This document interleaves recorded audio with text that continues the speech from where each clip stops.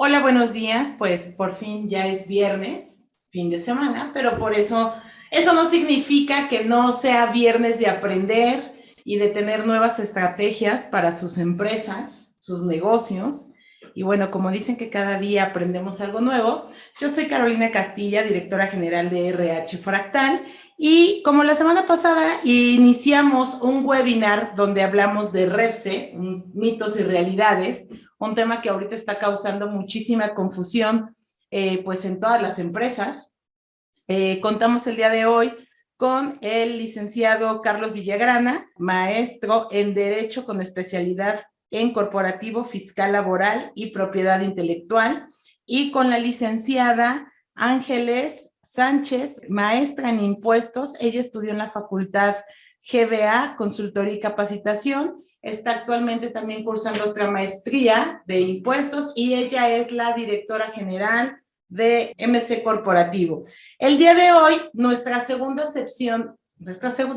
sesión de REPSE, hablaremos de SISUB y lo que es el ICSOE.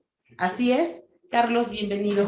Muchas gracias, Caro. Buenos días a todos. Buenos días, contadora. El día de hoy la contadora nos hace una visita remota, pero en breve también va a estar platicando con todos ustedes. Y sí, en efecto, la semana pasada platicábamos acerca del registro para personas que prestan servicios o ejecutan obras especializadas que se derivan de la reforma del 2000, del 24, 29 de abril, no recuerdo bien ahorita la fecha, de este año. Y obviamente, pues, todo lo que conlleva con las informativas que hay que presentar, todos los prestadores de servicios que se registran, que tienen que presentar todas estas informativas de manera cuatrimestral el día 17. La primera fue el 17 de septiembre. Algunos, a lo mejor de ustedes, no han presentado porque no tenían todavía el registro, pero al día de hoy, pues ya la siguiente informativa que se debe presentar vence el 17 de enero. Insisto, no por eso hay que esperarnos hasta el 17 de enero. Tenemos 17 días después de que termine el cuatrimestre para preparar la información, pero ya tendrían ustedes que estar preparando el IPSOE y el SISU, ¿no?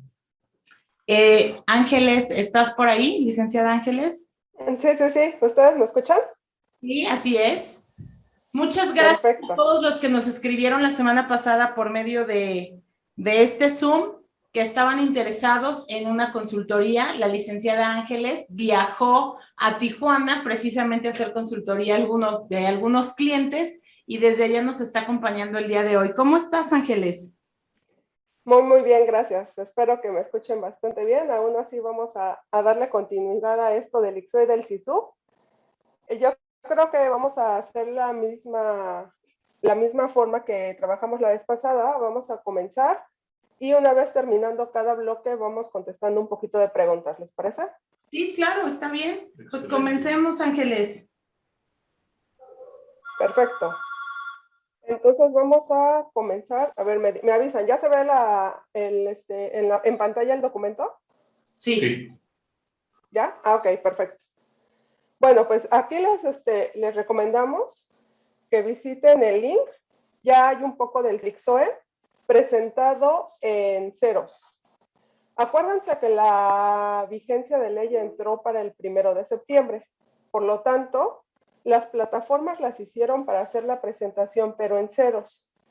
De hecho, gente que quiso subirla con información no pudo, debido a que también, aparte de que las plataformas eran muy nuevas y aparte apenas si te dejaban accesar, había gente que la quería enviar con información, pero le marcaba muchísimos errores.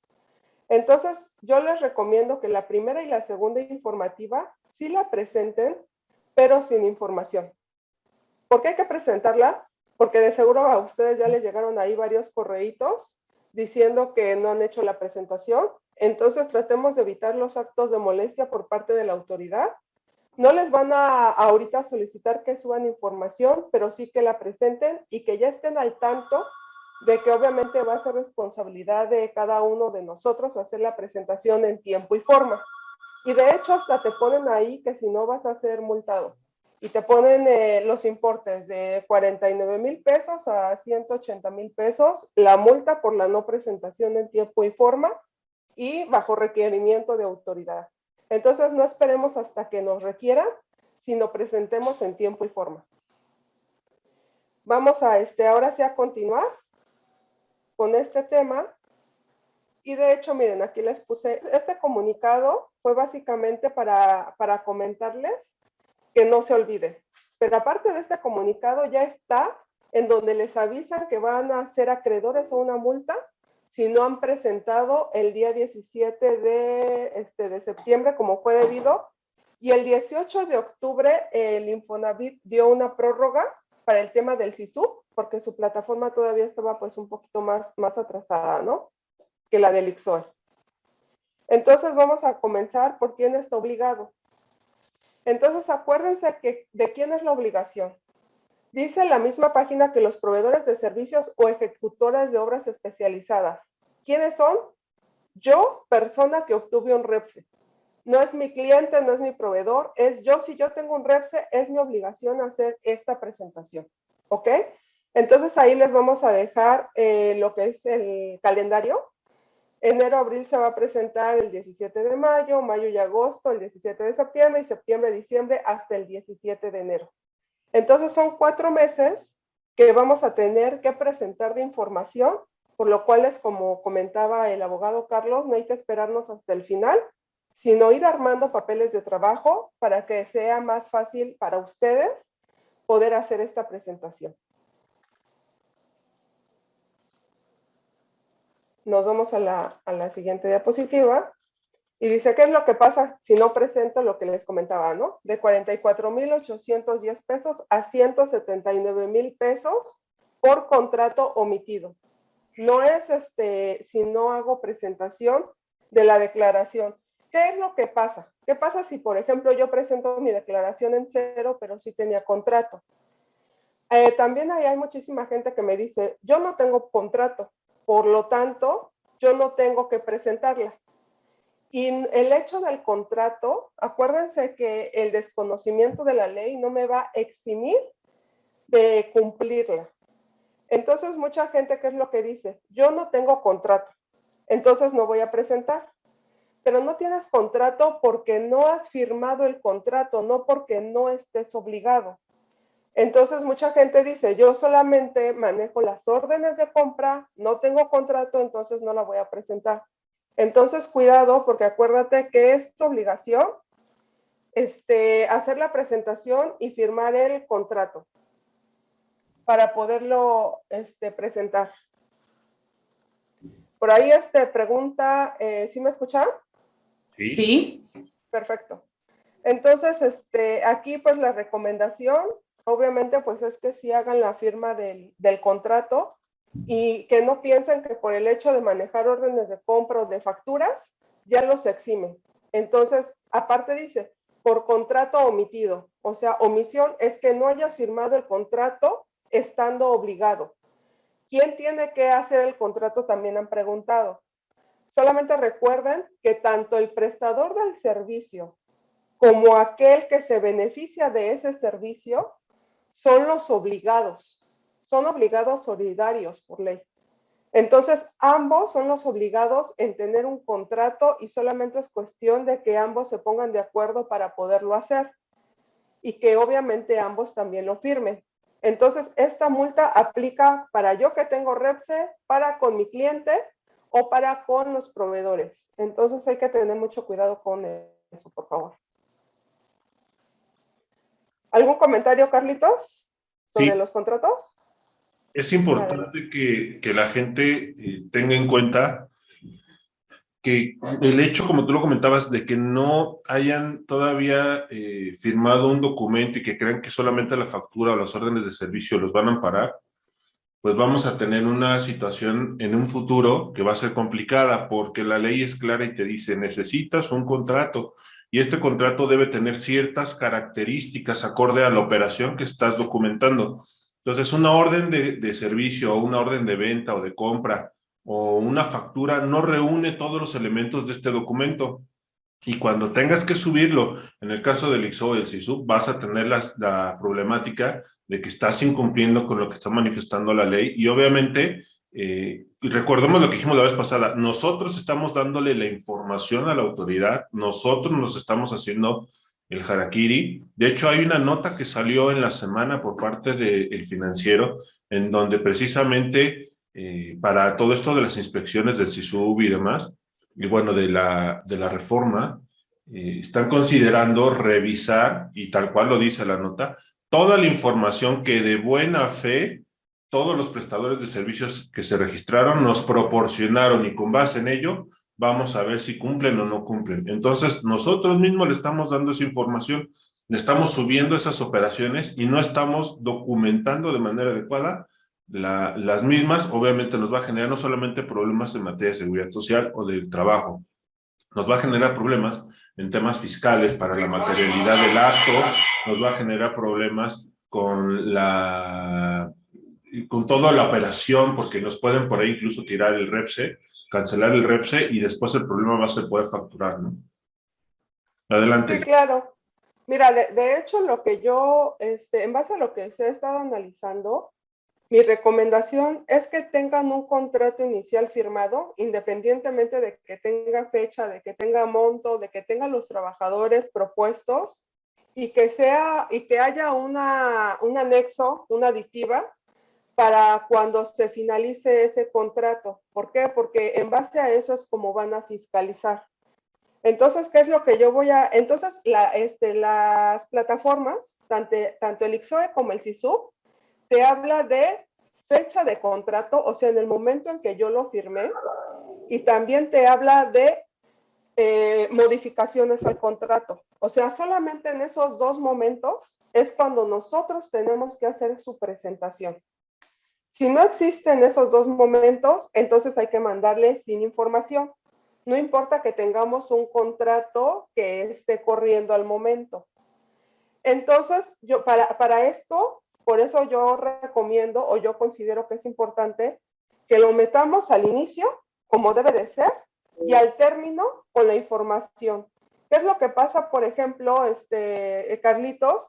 Si yo meto al contrato que hice un trabajo por 1 millón de pesos y a la mera hora cobré 100 millones de pesos, por ejemplo.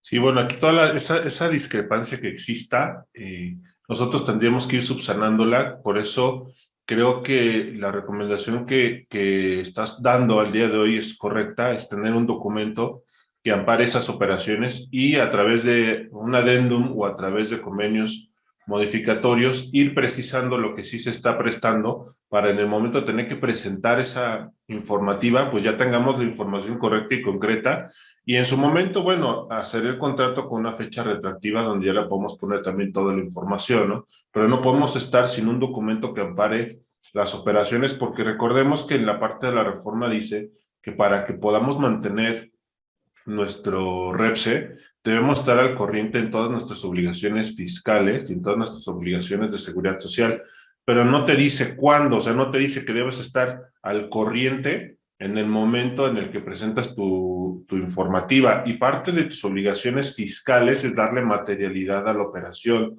Parte de tus obligaciones en materia de seguridad social es tener a tus trabajadores al corriente en el seguro social, es poder acreditar los contratos individuales de trabajo, es poder acreditar la operación por medio del cual tú pones a disposición esos trabajadores que son tuyos a disposición de un tercero.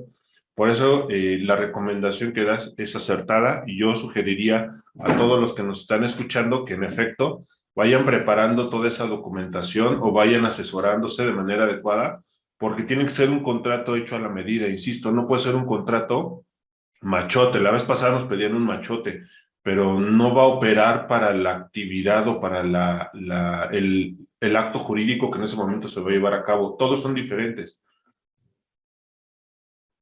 Adelante, contadora. Es correcto. Entonces, en este sentido, pues vamos a seguir con la parte del IXOE, y terminando, vemos ahí algunas preguntitas que ya nos están compartiendo con respecto a la parte del contrato. Bueno, pues entonces, una vez que nosotros entremos al IXOE, de hecho en el navegador lo podemos buscar como tal, así IXOE, vamos a firmarnos con lo que es la fiel de la persona moral. Tengan cuidado, no es la de la persona física, es la de la persona moral.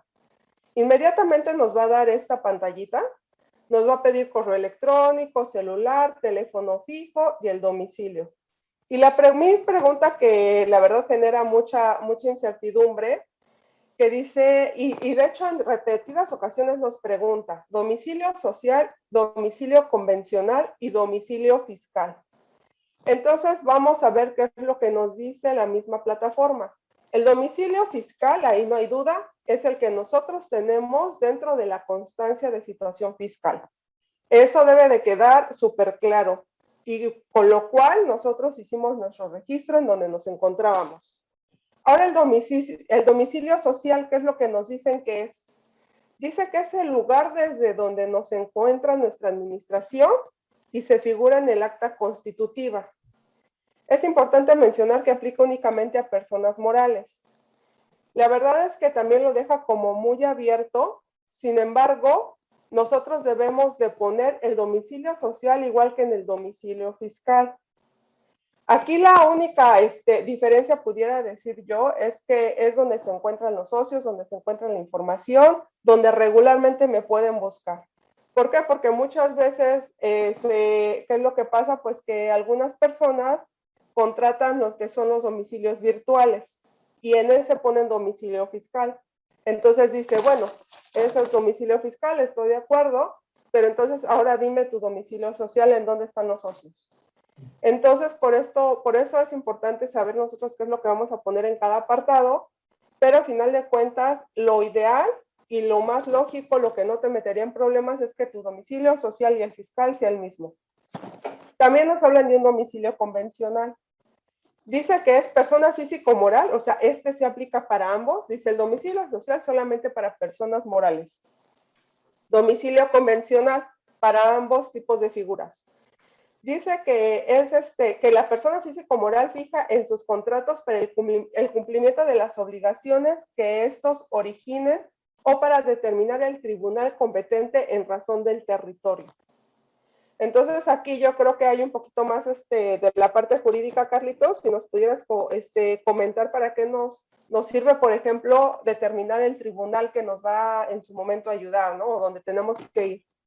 Sí, claro. De hecho, por ejemplo, los domicilios, en la parte de cuando nosotros manejamos como abogados, el domicilio convencional es aquel domicilio que nosotros señalamos para que oigamos o recibamos notificaciones o para que se pueda entender que ahí se va a hacer o ahí va a ser el cumplimiento de las obligaciones y de los términos de una relación, puede ser un contrato o puede ser un convenio.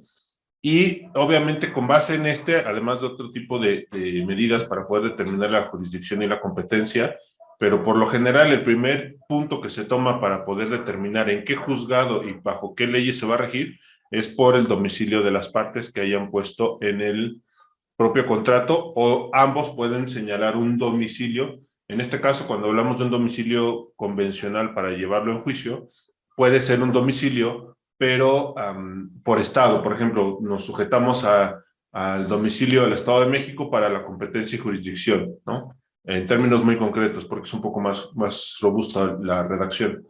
Y en el tema del domicilio fiscal también es importante señalar que el SAT no ve con buenos ojos la parte de los domicilios virtuales, ¿no? Porque al final del día el SAT comprende que ahí no es donde tienes la administración o el grueso de tu negocio.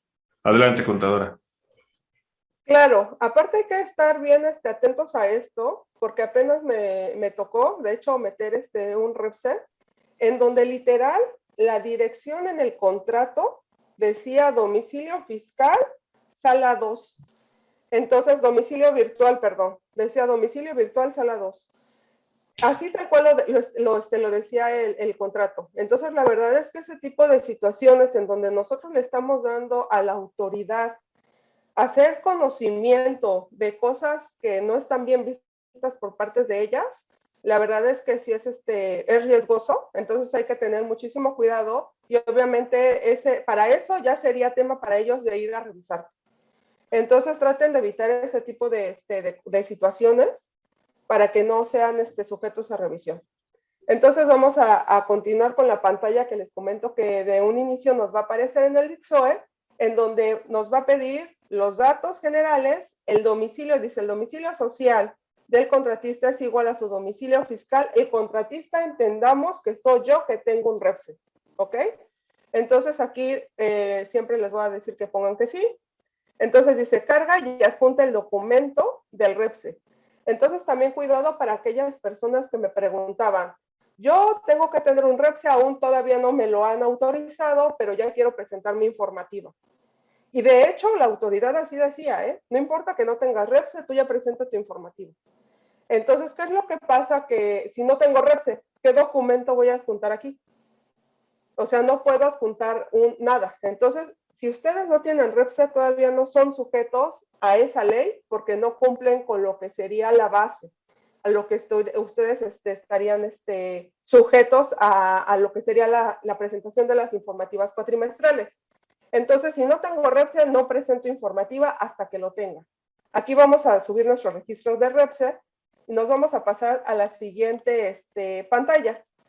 Te va a decir que debes de dar de alta un capturista. Entonces, el capturista es aquella persona esté dentro o fuera de lo que sería tu empresa como asesor, como contador, a lo mejor dentro de tu empresa como encargada del área de recursos humanos, como encargada o apoyo a lo mejor de la parte fiscal, de la parte contable. Puede ser cualquier tipo de persona y la información que te va a decir que pongas es su CURP y su correo electrónico. Una vez que tú pongas este tipo de CURP y de correo electrónico, le va a llegar una contraseña. El capturista solamente va a poder capturar, no va a poder enviar. Porque también muchas preguntas eran de que, oye, yo ya la capturé, pero no la puedo enviar, mi plataforma no sirve. Entonces, cuidado. Si tú estás dentro de tu plataforma como contratista, o sea, como dueño, puedes firmar. Si el capturista está dentro de la plataforma como capturista, él no va a poder firmar. Solamente hay que tener mucho cuidado con estos dos temas y la diferencia es que puedo firmar y que no puedo firmar. Si tú entras y no puedes firmar y apenas estás conociendo esto, te recomiendo que te salgas, que vuelvas a entrar con la fiel, no con la contraseña del capturista, sino con la fiel y ya vas a poder firmar tu declaración y enviarla. Entonces, aquí puse dos preguntitas que se me hicieron interesantes para que ahí ustedes las puedan checar. Pero vamos a seguir para esta cuestión del llenado. Una vez que nosotros sigamos dentro de la plataforma del ICSOE, vamos a poder ver en la parte izquierda lo que sería, digamos, el desglose de lo que vamos a poder hacer. Aquí en altas de usuarios es donde vamos a poder dar de alta a lo que sería el capturista. Si vemos en la parte derecha dice perfil de usuario. Aquí ustedes van a poder ver en este perfil de usuario si están como capturistas o contratistas. En este caso aquí el rol dice de contratista, ¿ok? Entonces, con el contratista, acuérdense que sí vamos a poder firmar, con el capturista no. Entonces, este alta de usuario es para el capturista. Como les comentaba, aquí nada más vamos a poner lo que es el CURP, le vamos a dar validar y en automático me va a salir todos los datos de esta persona que corresponden al CURP. Ya le ponemos a aceptar y ya sin ningún problema vamos a poder continuar dando de alta al capturista y ver lo que es la siguiente página. La siguiente página vamos a ver la parte de las informativas, así se llama. Y dice, ¿qué es lo que vas a poder hacer aquí, en donde dice informativa? Vamos a poder registrar una informativa, capturar contratos, firmar y presentar, informativas presentadas y consultar informativas. También es importante que la diferencia entre las informativas presentadas y consultar una informativa es donde puedo yo descargar e imprimir mi acuse. La mayoría de la gente lo quiere hacer en la última, que es consulta de informativas. Sin embargo, aquí no vas a poder descargar, solamente vas a poder ver. Donde vas a poder descargar es informativas presentadas. Aquí sí la vas a poder descargar, la vas a poder imprimir. Entonces también tengan cuidado con esto porque la mayoría de la gente dice, es que ya la mandé, no pude imprimir mi acuse y yo me voy a consulta de informativas y tampoco puedo. Ok, acuérdense que es en informativas presentadas donde lo van a poder hacer. Entonces vámonos a ir de punto por punto. Y el primero es registrar informativa. Nos van a dar, obviamente, pues ya los datos de lo que sería yo como contratista.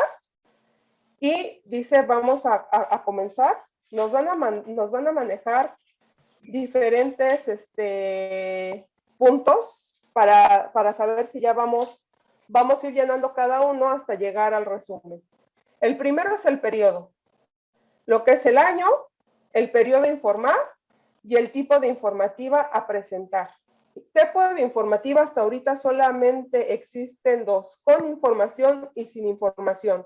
Esperamos que el día de mañana la autoridad ahí pueda meter la complementaria por si me equivoqué, porque la verdad es que también esto es como cualquier declaración. Resulta que me equivoqué en algún tipo de dato, yo así la presenté, y hasta ahorita no hay forma para meter complementaria para decir, me equivoqué, le aumenté un cero, no eran 10 millones, eran 100 pesos. Entonces esperamos que la autoridad el día de mañana lo pudiera modificar. Bueno, una vez que llené el periodo, que eso es muy fácil, nos vamos a ir al contratista. Dice, datos complementarios del contratista. Básicamente aquí lo hacen también para poder auditar al mismo cliente. El domicilio convencional del contratista es igual que el domicilio fiscal. Nos van a también hacer la misma serie de preguntas que nosotros al inicio.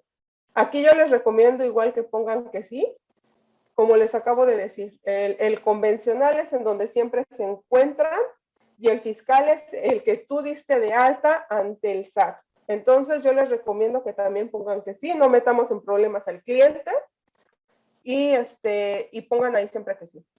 Datos del contratante, el RFC del contratante. Igual una vez que pongamos el RFC, validamos y en automático se nos van a llenar muchos de los campos. Sin embargo, vamos a tener que llenar correo electrónico, celular y teléfono fijo. ¿De quién? De nuestro cliente.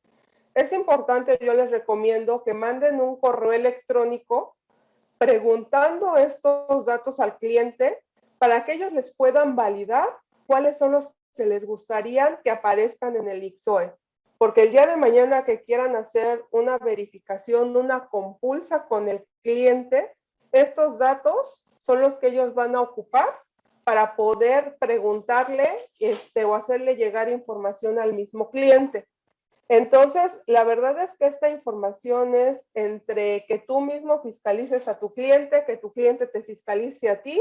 Entonces, sí deben de estar muy agarrados de la mano, hacerles saber que los dos son responsables solidarios, que los dos pueden estar multados y que lo mejor y lo ideal es que ambos acuerden, se pongan como amigos y cualquier cosa pues estén ahí al pendiente uno del otro, más que lo contrario o lo que quiere la autoridad, ¿no? De que tú fiscalices al otro y viceversa.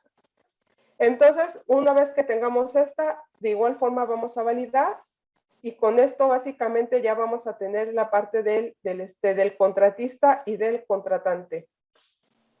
Entonces nos va a hacer otra serie de preguntas. Domicilio social del contratante. Contratante, acuérdate, es mi cliente.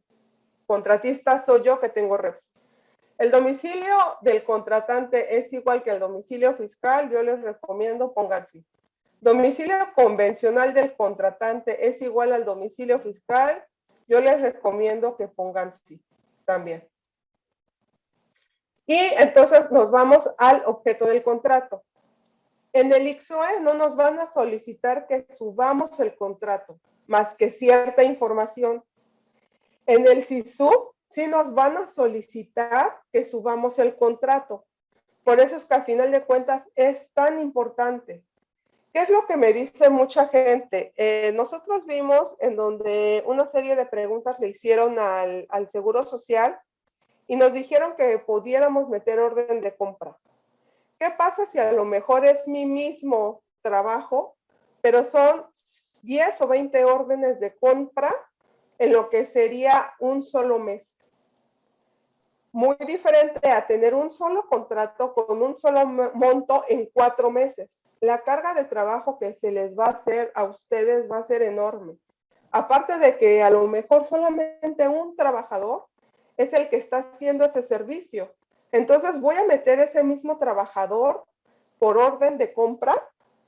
Acuérdense que la autoridad está para fiscalizar. A ellos no les interesa entender tu negocio, no les interesa entender el por qué lo hiciste. Ellos van a llegar y decir, demuéstrame que estos 10 órdenes de compra que para mí son contratos, porque tú lo subiste como contrato. En ningún momento te dije que contrato es igual a orden de compra o que contrato es igual a factura. Tú estás tomando la decisión de subir facturas y órdenes de compra como contratos. Entonces yo te lo tomo como contrato. Demuéstrame que pudiste hacer 10 contratos con un solo trabajador, o 20 o 30 con un solo trabajador. Y toda esta carga de demostrar va a estar en el contratista, nosotros que obtuvimos un REFSE. Entonces, si ustedes tienen la materialidad de cómo poder demostrar que con un solo trabajador pudieron hacer 50 contratos, que como les comento, la autoridad no les dijo que el contrato es igual a orden de compra, igual a factura, ustedes tomaron esa decisión. ¿Qué es lo que pasa? Muy diferente así me pongo, hago un contrato, lo firmo con lo que sería mi cliente y ese único contrato le digo, un contrato a una persona. Entonces, obviamente, la autoridad va a decir, un contrato a una persona sí me hace sentido. 50 contratos, una sola persona no me hace sentido, vamos a irlo a auditar. Entonces, hay que tener mucho cuidado, por favor. Objeto del contrato. Obviamente, aquí lo que yo les recomiendo es que suban esta parte de cuál es el servicio que tú me vas a prestar, tal cual ustedes lo detallan y lo determinan. Y aparte, abajo dice servicio u obra especializada del contrato. Aquí suban el folio con el cual les dieron autorizado, el folio especializado que les autorizó la Secretaría del Trabajo. Obviamente deben de ver que ambos deben de tener un tipo de vinculación. ¿Qué es lo que pasa si mi objeto de contrato es fumigación? Pero el servicio que yo le estoy ofreciendo al trabajador es construcción, por ejemplo. Ya no tiene nada que ver. Entonces, todas esas facturas no van a ser deducibles para el cliente. Entonces, estos dos puntos son muy importantes. ¿Y con qué lo vamos también a validar? Con la factura, con lo que yo le estoy facturando de los servicios. ¿Qué es lo que pasa también si mi objeto de contrato es fumigación, mi servicio obra especializada es fumigación, pero mi factura sale como construcción o como otro tema que no tiene que ver? También van a ser no deducibles las facturas. Entonces, de favor, tengan muchísimo cuidado en esto, en la información que ustedes están poniendo y están timbrando también como facturas. Que más o menos sí vaya acorde, si no, es importante que lo chequen con un especialista. ¿Por qué? Porque el día de mañana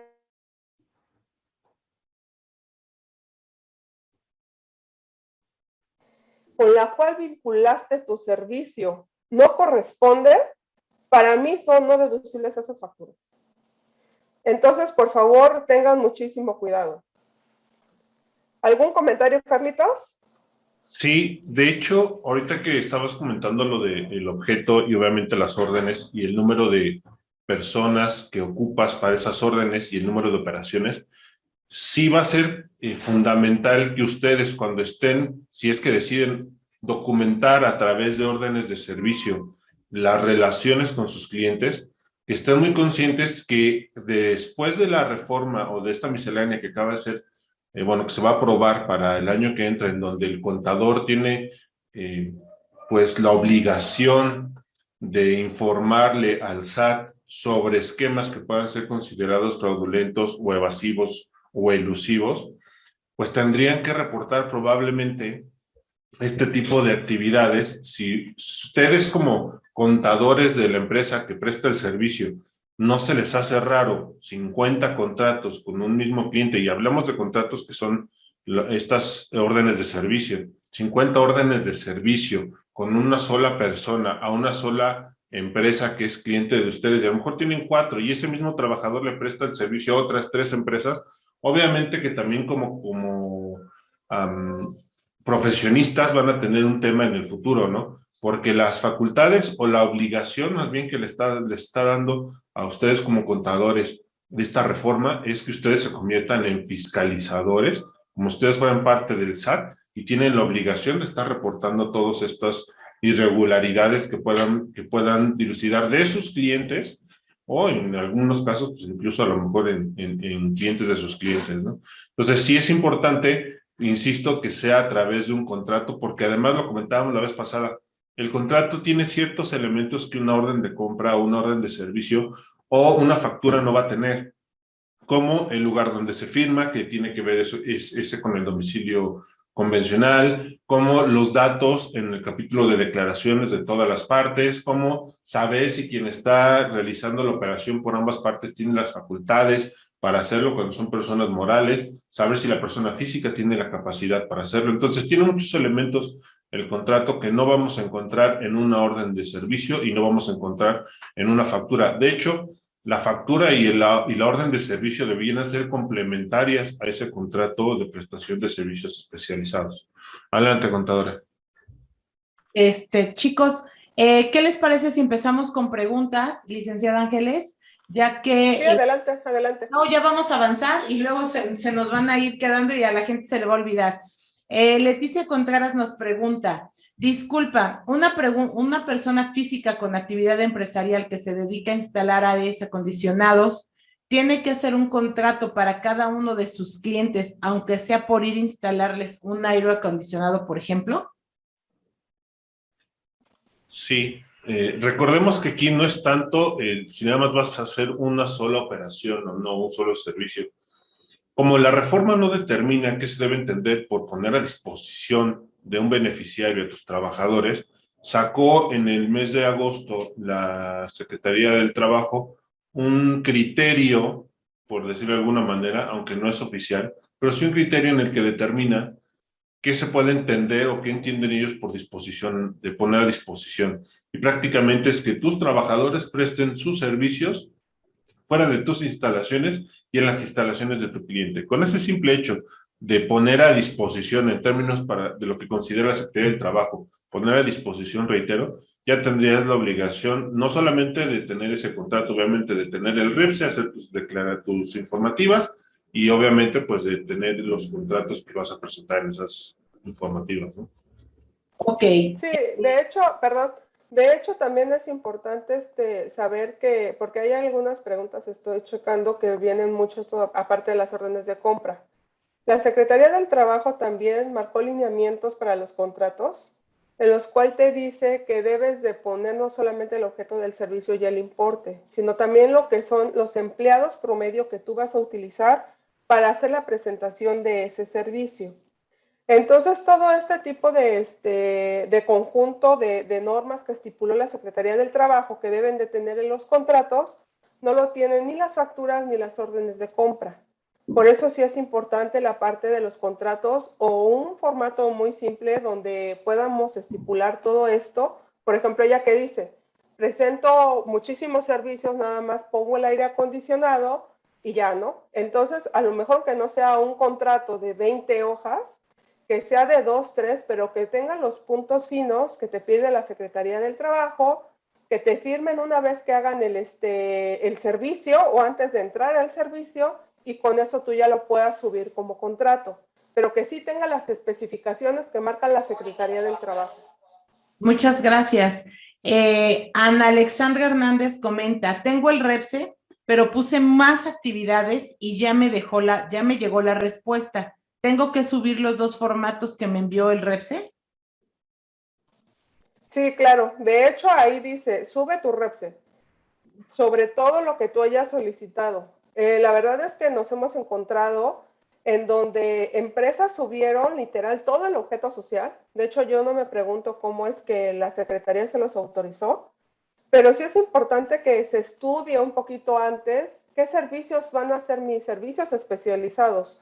¿Por qué? Porque aparte recuerden que ustedes ya no van a poder contratar aquellos servicios que vienen dentro de su objeto social y por los cuales ustedes hacen su servicio especializado. Entonces sí es importante que se hagan un análisis de cuáles van a ser mis servicios especializados, cuáles son los que efectivamente ahorita estoy realizando y estoy facturando, porque en el momento en que nos pidan información sobre algo que yo no estoy haciendo y lo solicité, también va a ser un tema de por qué lo solicitaste, ¿no? Si no estás haciendo nada.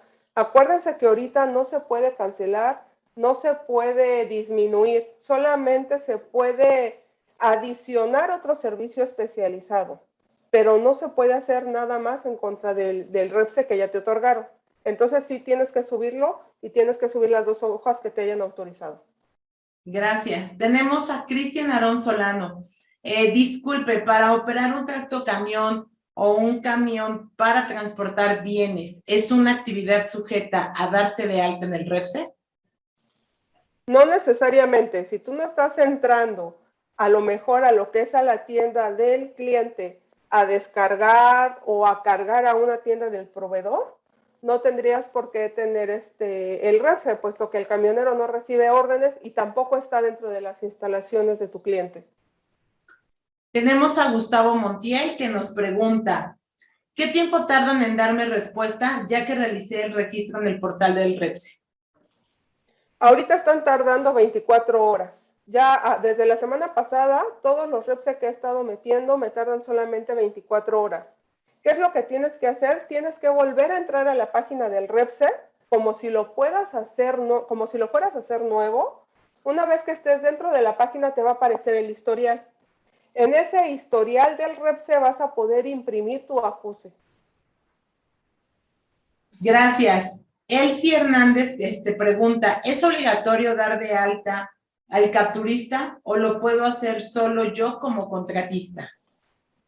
Es obligatorio dar de alta al capturista, independientemente de que tú no de que no haya un capturista como tal y lo vayas a hacer tú, sí te lo obliga la autoridad. Entonces, en este sentido, puedes meter a la secretaria, a una persona administrativa que esté apoyándote para que lo puedas tener y puedas cumplir. Porque una vez que te das de alta tú como dueño, el siguiente paso es el capturista. Entonces, sí es obligatorio. Muchas gracias. Ana Alexandra nuevamente nos comenta, perdón, el alta de usuarios son mis clientes, ¿verdad? No, el alta de usuarios es solamente el capturista. Hasta que tú metas lo que sería tus contratos, ahí es en donde tú vas a avisar quién es tu cliente. Pero el alta de usuarios es solamente tu capturista. Una persona que te vaya a apoyar en lo que es el envío del REPSE. Si tienes más dudas, Ana, te podemos apoyar con muchísimo gusto.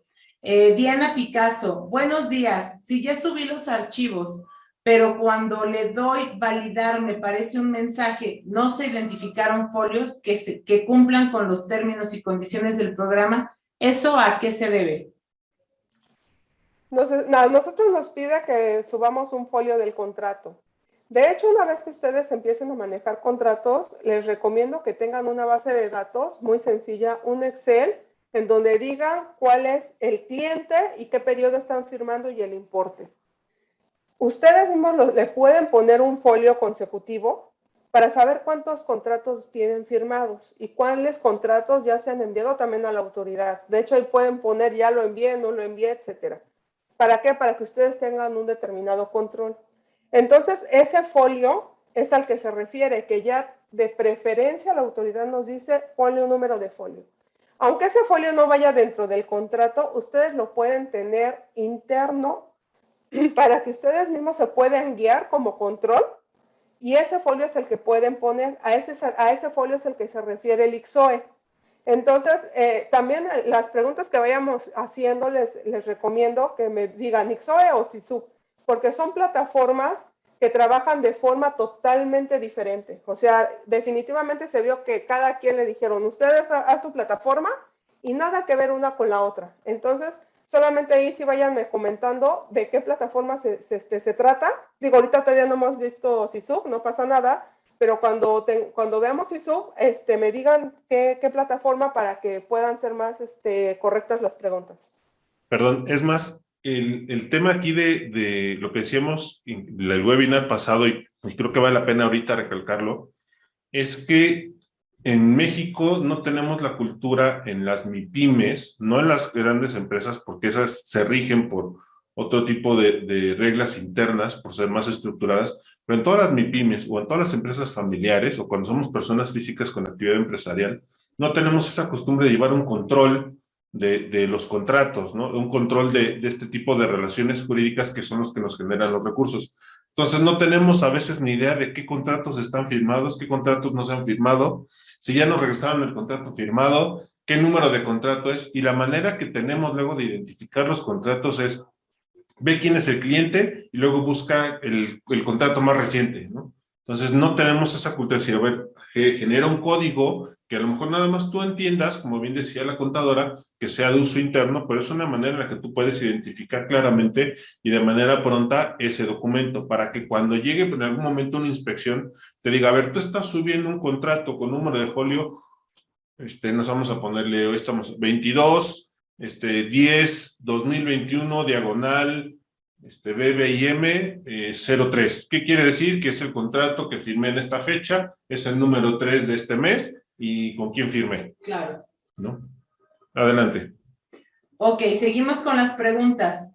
Si obtuve mi registro REPSE apenas en octubre, ¿tengo que presentar retroactivamente los cuatrimestres pasados? Aquí dependiendo de cuándo firmaste contrato. Los tienes que presentar y te recomiendo que los presentes, pero sin información. ¿Por qué? Porque a veces el que hayamos obtenido el REPS en octubre no fue porque no estábamos obligados o no teníamos ya un servicio, lo supiéramos, sino porque a lo mejor tuvimos varios rechazos o porque apenas nosotros nos empapamos de información de cómo hacerlo. Entonces yo recomiendo que los presenten los dos primeros sin información. Hayas obtenido el REPSE en el momento que sea. Gracias. Juana Alvarado pregunta, el 30 de agosto me autorizaron del REPSE. El día 31 de agosto envié la solicitud para agregar una nueva actividad. Hasta ahorita no me han dado respuesta de la segunda actividad que solicité, pero revisé el padrón y ahí ya me aparece la nueva actividad. Mi cliente me está solicitando el formato donde viene el número de registro y la actividad, pero pues no tengo porque nunca me dieron respuesta de la última actividad. Hay que tener aquí mucho cuidado porque lamentablemente lo que ahorita me he estado dando cuenta que está sucediendo es que la Secretaría del Trabajo no tenía previsto que iba a también tener muchísimo trabajo en el tema de una adición a la actividad. ¿Qué es lo que están haciendo? Se los están poniendo dentro del padrón. Sin embargo, no les están dando contestación. Una vez que ustedes solicitan la contestación por escrito, pasando los 20 días, se las rechazan, les bajan los 2 folios de las actividades y les cierran el portal del REPSE. La verdad es muy lamentable porque todos los casos que hemos tenido de adicionales al REPSE, eso es lo que está sucediendo. No hay ninguna que yo he visto que ya hayan aceptado y que hayan entregado el folio con todas las actividades. Yo creo que como tal, ni siquiera tienen ya un machote previsto de cómo lo tienen que entregar para podérselos hacer llegar con estas actividades adicionales. Entonces, yo les recomiendo que ahorita solamente envíen lo que sería la pantalla, la captura de pantalla, donde ya se las aceptaron, al final de cuentas se supone que para eso era el padrón. Pero si ustedes le quieren mover y obligan a que les den una respuesta, se los van a negar porque no existe todavía un folio, un machote que ellos puedan entregar donde haya esa aditiva a lo que sería los folios especializados. Entonces, ahorita no le muevan porque la autoridad cuando no sabe qué hacer, todo lo rechaza. Y negativa ficta. Entonces, no le muevan, esperen a que la autoridad sepa qué hacer, y les dé respuesta, porque si no se los van a rechazar, les van a dar de baja también el otro y les van a dar una respuesta negativa y les van a cerrar el REPSE para que puedan agregarlas a las actividades. Hay que tener cuidado, ni modo, pero pues es lo que está haciendo ahorita. Yo creo que de ahí viene la importancia que comentábamos desde la primera sesión, que es muy importante investigar qué es lo que va a pedir la página para la plataforma para que puedas subir tu información, sentarte con asesores profesionales que no nada más te hagan como un machote, que era lo que estaba comentando el licenciado Carlos, ¿no? Que sea un machote, algo generalizado, sino que te tienes que personalizar. ¿Qué es lo que vas a subir? No para que el 30 subas algo y el 31 subas algo y el 5 subas otra cosa. No, o sea, súbelo todo desde un principio para que tu informe salga, se pueda decir, limpio y completo desde la primera vez y no tengas todos estos problemas, ¿no? Sí, es más, ese padrón, recordemos que como decía la contadora, ese padrón, la intención que tiene es que sea público, es decir, que cualquiera lo pueda consultar. Entonces, si sus clientes les están pidiendo, como en el caso de la persona que nos pregunta ahorita, que no ha recibido respuesta de esta adición que hizo a su REPSE, le pueden decir al padrón, a su cliente que puede registrar o puede revisar el padrón y ahí va a aparecer con X número de folio la actividad que ya está autorizada. Por otro lado, también dentro de la reforma y las reglas de carácter general que se emitieron en mayo por parte de la Secretaría del Trabajo, también dice que si a los 20 días hábiles no han recibido respuestas, se entenderá la afirmativa ficta. ¿Qué quiere decir? Que de manera ficticia se entiende que les están otorgando ese registro. Y si ya aparece en el portal y ya viene ahí un número de folio, pues sí, díganle a sus clientes que lo pueden consultar, díganle lo que les acabamos de comentar y a lo mejor con eso quedan más tranquilos, pero no echen en saco roto lo que acaba de decir también la contadora, de que si ustedes le mueven con la secretaría, probablemente la secretaría diga, bueno, entonces sí te emito una resolución, y como pasaron los 20 días, no quiere decir que yo no te pueda emitir una resolución negándote o cancelándote los registros. Entonces les pueden emitir esa resolución y entonces no van a tener ya ningún REPSE para poder operar, ¿no? Claro. Exacto, es lo que está pasando. Están dejando sin operación todos los REPSES y lamentablemente es porque la autoridad no está lista, ¿no? Y es que son 63,000 empresas las que están ya inscritas en el REPSE. 12,000 empresas que se rechazaron y 63,000 que están en el REPSE. Entonces, al haberlo hecho de fast track, nunca previeron una carga tan grande de trabajo, claro, y menos cuando le estás adicionando. Y por eso ni siquiera hay políticas para decir, oye, ya no quiero que sea estos 3 servicios, nada más quiero 2 servicios, ¿no? Claro. Nos preguntan también, ¿puedo estar teniendo empleados eventuales solo por algunos contratos eventuales y no fijos? Sí, claro, si pudieras tener trabajadores eventuales, no hay ningún problema. Lo único es que sí, los tienes que dar de alta y los tienes que considerar para lo que son tus informativas. Ok, Ovidio Valdés pregunta, si tengo un contrato desde el 2013 y solo se generan anexos, ¿cómo declararlos? Acuérdate que las plataformas te dicen, tú tienes que declarar cuando firmes contrato o cuando haya modificaciones al contrato. Entonces, una vez que tú metas un anexo, que metas una ampliación o como le quieran llamar al contrato, significa una modificación y van a tener que subir toda la plataforma como si fuera un contrato nuevo. Ok, Marta Aguilar pregunta, ¿qué pasa cuando registras a varias personas en un contrato para realizar un trabajo, pero también lo haces por un respaldo? Si alguien falta y repites al personal con otro cliente. Supongo que se refiere al número aproximado de personas que va a ocupar en la prestación de ese servicio. Ajá. Qué personas son y qué actividades van a desarrollar o van a realizar. Y está poniendo personas de más. En lugar de poner un programador, pone 2 programadores, por si falta un programador, poner a otro. ¿Es correcto? ¿Es esa su pregunta? Yo espero que sí, Marta, si nos pudieras aclarar esta duda para poder resolver tu pregunta, te lo vamos a agradecer. Loida Camal, si previo al REPSE ya tenía contratos firmados con vencimientos en 2022 por decir algo, ¿qué fecha se recomienda para poner como inicio y al final? ¿O es mejor poner las fechas de inicio y fin del cuatrimestre? A ver, otra vez, ¿cómo viene la pregunta, perdón? Si previo al REPSE ya tenía contratos firmados con vencimientos en 2022, por decir algo, ¿qué fecha se recomienda poner como inicio y final? ¿O es mejor poner las fechas de inicio y fin del cuatrimestre? Ella ya Mira, aquí ya les había comentado. Todos los contratos firmados antes del REPSE son contratos de servicios, no son contratos de servicios especializados. Hay que tener muy en cuenta que son dos tipos de contratos totalmente diferentes, porque los de servicios especializados, aparte de que ya tienes un número de folio de actividad especializada, deben de contener todo lo que la Secretaría del Trabajo pide para este tipo de contratos. Entonces, bueno, aquí licenciado Carlos, no sé si nos pueda comentar un poquito, pero las leyes no pueden ser retroactivas. Entonces, ustedes no están obligados todavía sobre esos contratos que van a terminar para 2022.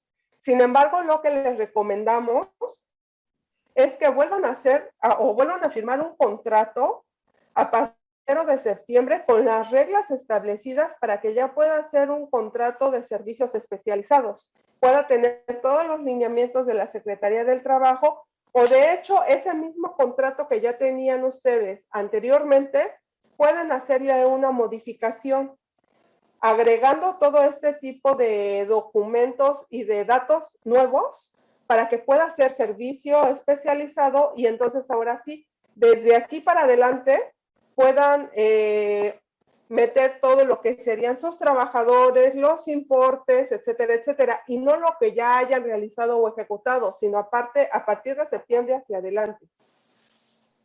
Y es correcto lo que dice la contadora. No podemos aplicar la ley de manera retroactiva. Por tanto, todas las prestaciones de servicios que tienen las características de lo que ahora es una prestación de servicios especializados, hasta antes del 1 de septiembre podemos entender que no es, bueno, hasta antes de la reforma, para no entrar en detalles de fechas porque luego podemos causar confusión. A partir de antes de la reforma es prestación de servicios profesionales.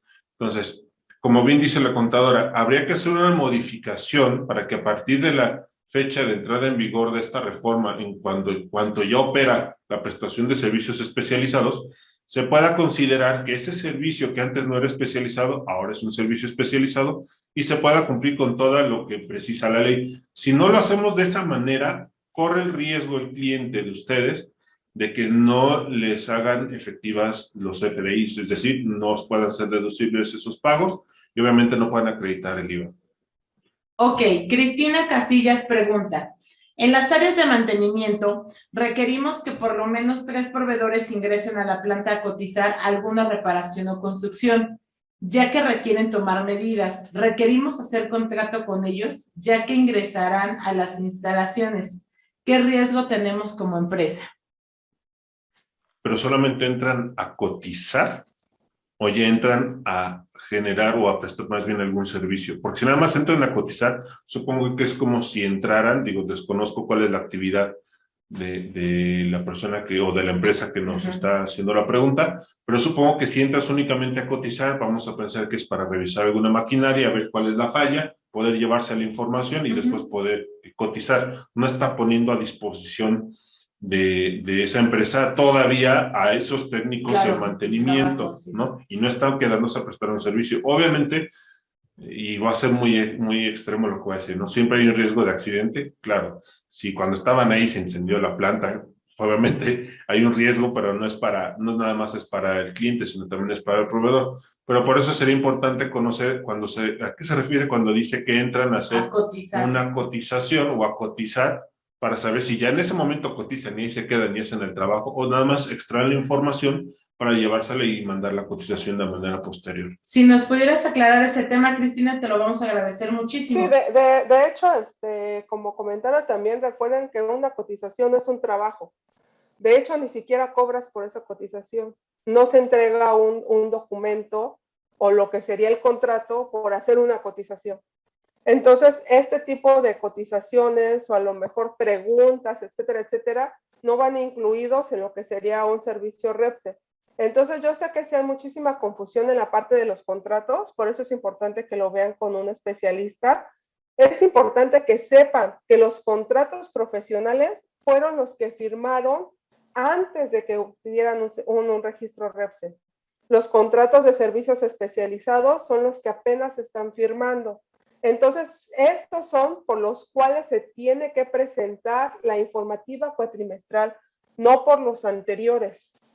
Entonces, en este sentido, sí es importante que más o menos vayan comprendiendo el orden de ideas, que también no va a ser un contrato, una orden de compra, ni una factura. La autoridad dice que sí lo va a permitir como contrato, pero ustedes vean la carga de trabajo, aparte de que no va a tener todo lo requerido por la autoridad. Entonces, el día de mañana, al medio cumplir o cumplir con cosas que no vienen dentro de la ley, entonces pudieran también ser sancionados. Hay que tener muchísimo cuidado con eso.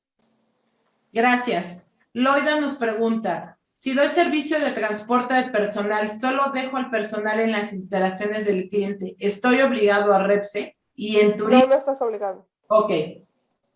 Tenemos ya 3 minutos para esta sección. Buen día, me gustaría que pudieran aclararme si es obligatorio para mi empresa registrarme en el REPSE.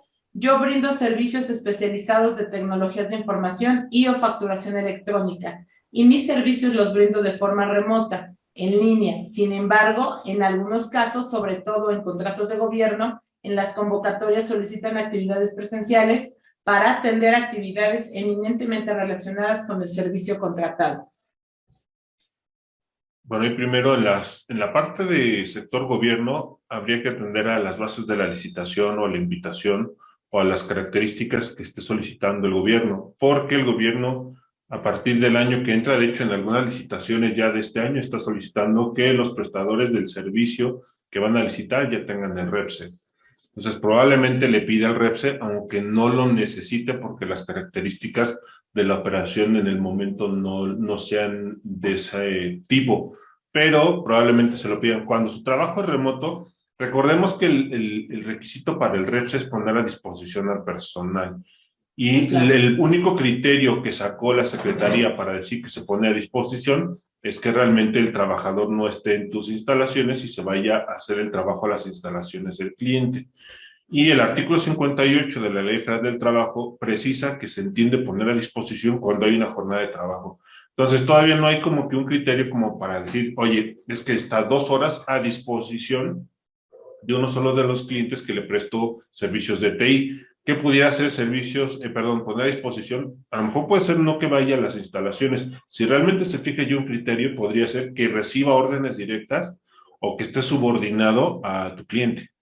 Entonces, no importa si está uno en tus instalaciones o en las de él, puede ser que ahí pueda existir una disposición. Ok, Janet Gutiérrez pregunta, uno de mis clientes nos comentó que nos darán contratos por tiempo, por ejemplo, por 1 año y no por obra. ¿Esto está permitido? Y si es así, ¿el mismo contrato lo tendré que presentar cada cuatrimestre?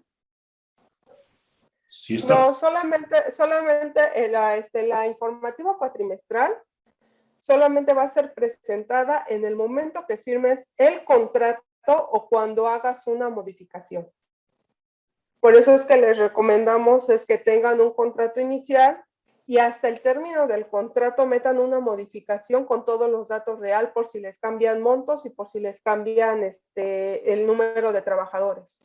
¿Para qué? Para que obviamente el día de mañana que la autoridad quiera revisar, pues ustedes tengan un soporte correcto y en su momento decirle a la autoridad, yo metí mi modificación de cómo cerré mi contrato.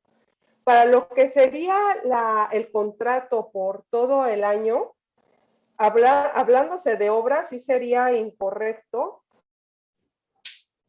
Lo que es la parte de la obra, tú vienes manejando un CIROC en el cual vas metiendo a tus trabajadores por cada una de las obras y por cada trabajo ejecutado y conforme la ejecución de los trabajos. Entonces, no, las obras, la verdad es que nunca son para siempre. tendríamos que saber específicamente a qué te refieres con esto para poderte darte pues más acertada la pregunta de si sería o si estaría bien o no estaría bien. Ok. AC Hernández, disculpe, en nuestro caso te rentamos equipo de video o pantallas, pero solo solicitamos el REPSE porque solo en algunos casos esporádicos nos piden personal para operar el equipo de video o las pantallas. En algunos casos solo las entregamos y dependiendo del evento es el número de personal que llevamos. En este caso puedo enviar las informativas en ceros y hasta que caiga en el caso del personal ya presentándolo con datos. Pregunto porque me llamó la atención que dijo que vería raro presentarlas en ceros porque entonces pregunto. Se me movió otra pregunta. Perdón. Mira, si es correcto que nosotros identifiquemos y diferenciemos cuando vamos a firmar un contrato de servicios especializados a un contrato únicamente de servicios. ¿Por qué? Porque si nosotros tenemos el REPS y damos por hecho que todos van a caer dentro del REPS con ese folio de actividad, estaríamos muy equivocados. Y por eso es que también es tan importante los contratos. Muchas veces las órdenes de compra ya vienen, son un formato ya establecido y no cambian más que los importes y a lo mejor la fecha. Por eso es que son importantes los contratos. Todos los contratos que no sean por servicio especializado no tienen por qué registrarlos ni subir absolutamente nada de información. Únicamente, como lo acabas de comentar, por aquellos que sí van a estar entrando tus trabajadores a las instalaciones del cliente. Todos los demás no van a ser de servicios especializados. Y así tal cual ponen tus contratos de servicios y en el otro ponle de servicios especializados con tal folio. Tu contrato de servicios no necesita ningún número de folio, no necesita el número de trabajadores, no necesita todo lo que te pide la Secretaría del Trabajo, que sería para un contrato de servicios especializados. Ahí sí hay que tener muchísimo cuidado para que no tú ingreses cosas que no estarías obligado. La verdad es que a la autoridad, mientras más le des, te lo va a agradecer porque te va a ir a revisar o va a tener más elementos para determinar si eres sujeto a una revisión o no. Entonces, si son de servicios únicamente, ni siquiera los tienes que enterar en las informativas. Y también si no tienes contrato firmado en ese periodo o contrato modificatorio, tú preséntala sin información. No tiene que haber ningún tipo de problema. Ok, voy a parar hasta aquí ahorita las preguntas. Vamos a continuar más adelante para que la contadora pueda comenzar con el siguiente tema.